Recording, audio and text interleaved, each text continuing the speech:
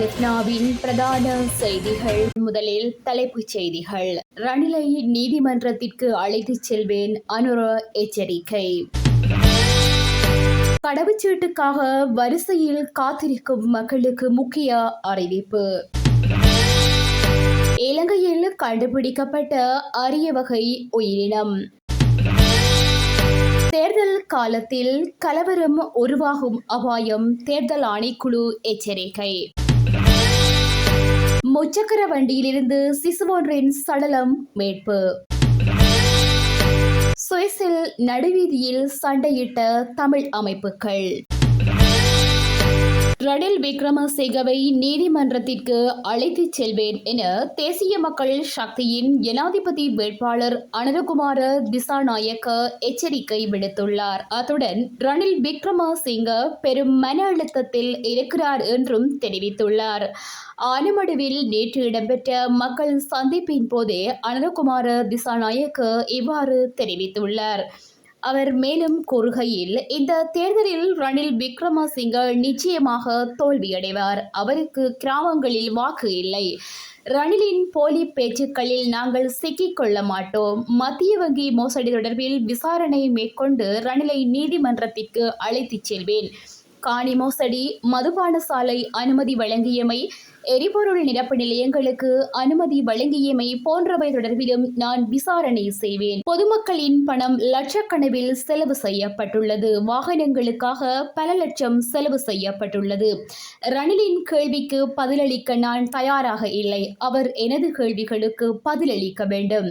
ரணிலுக்கு பின்னர் அரசியலுக்கு வந்த அனைவரும் ஜனாதிபதியாக இருந்துள்ளார்கள். ஆனால் அவரால் ஜனாதிபதி பதவியை வகிக்க வாய்ப்பு கிடைக்கவில்லை என தேசிய மக்கள் சக்தியின் ஜனாதிபதி வேட்பாளர் அனுரகுமார திசாநாயக்க தெரிவித்துள்ளார். எதிர்வரும் அக்டோபர் 20 வரை மிகவும் அத்தியாவசிய தேவை உள்ளவர்கள் மட்டுமே கடவுச்சீட்டை பெற வருமாறு பொது பாதுகாப்பு அமைச்சர் திரன் அலஸ் வேண்டுகோள் விடுத்துள்ளார். இலத்திரனியல் கடவுச்சீட்டு டெண்டரை வாங்கிய நிறுவனத்திடமிருந்து ஒரு தொகை கடவுச்சீட்டுகள் பெறப்படும் என்றும் இதனால் கடவுச்சீட்டுகளை வழக்கம் போல் அச்சிட முடியும் என்றும் அமைச்சர் கூறியுள்ளார். மேலும் எஞ்சியுள்ள வெற்று கடவுச்சீட்டு புத்தகங்கள் மற்றும் குடிவரவு திணைக்களத்தை சூழவுள்ள நிலைமைகள் தொடர்பிலும் நேற்றைய தினம் பொது பாதுகாப்பு அமைச்சில் விளக்கமளிக்கும் ஊடகவியலாளர் சந்திப்பில் கலந்து கொண்டு அமைச்சர் இதனை தெரிவித்துள்ளார். அவ்வாறை மாவட்டம் கல்முனை மாநகரிலுள்ள தனியார் வாகன திருத்தமிடத்திற்கு வழிதவறி சென்ற நிலையில் நன்னீர் நாய் எனும் உயிரினம் ஒன்று கடந்த சனிக்கிழமை அன்று கண்டுபிடிக்கப்பட்டது.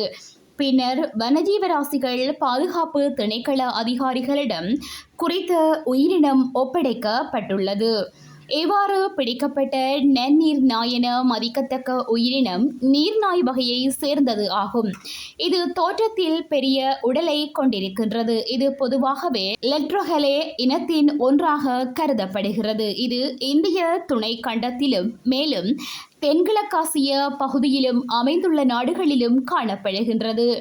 மற்ற நீர்நாய்களை விட இதன் மேலுள்ள முடிகள் குறைவாகவும் மிருதுவாகவும் காணப்படுகின்றது. இவை ஆற்றில் நீந்தி மீன்களை பிடிக்க ஏதுவாக இவற்றின் கால்களில் வாத்துக்களுக்கு இருப்பது போன்று வேலிடை தோலும் உண்டு. இவற்றின் பட்டையான நீண்ட வாலானது துடுப்பு போல நீந்த பயன்படுகிறது என்பதும் குறிப்பிடத்தக்கது.